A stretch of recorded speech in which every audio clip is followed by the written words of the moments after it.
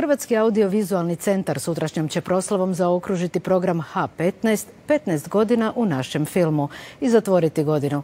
Ravnatelj HAVC-a ima dvostruki razlog za slavlje. Imenovan je i predsjednikom Europske agencije ravnatelja filmskih fondova i centara, i to na mandat od 3 godine.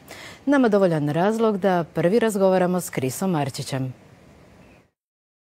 Iz Brisela stigao je ravno na HRT. Valja najprije čestitati, jer ravnatelj HAVC-a postao je i predsjednik Europske agencije ravnatelja filmskih fondova i centara, EFAD, koji okuplja 37 zemalja.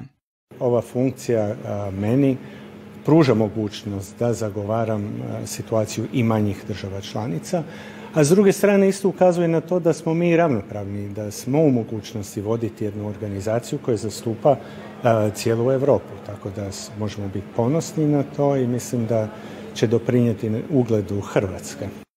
Najveći su izazov nove europske direktive. Otkriva nam kakve su zakonodavne izmjene pred Hrvatskom. Imamo AV zakon kojeg ćemo morati modernizirati malo.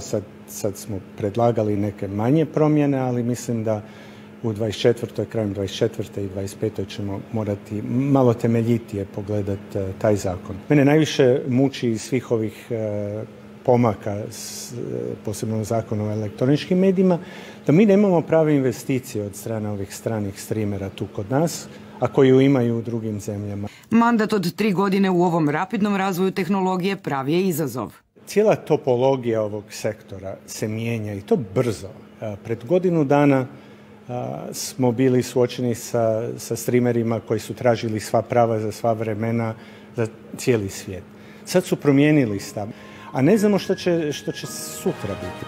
A najveći ovogodišnji izazov u hrvatskoj filmskoj industriji?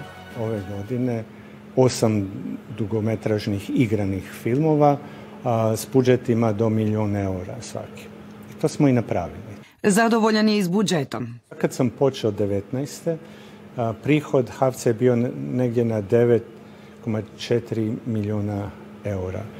Kako ulazimo u 24. naš prihod će biti 15,4 milijuna eura. Domaća publika se vratila u kina, kaže. Statistiku su podignuli Dnevnik Pauline P. i Cvrčak i Mravica. Mislim da ćemo i dalje nastaviti s porastom, da će ova godina biti bolja od prošle, a da će 24. biti bolja od ove. A godinu će zaokružiti velikim finalom H15 programa.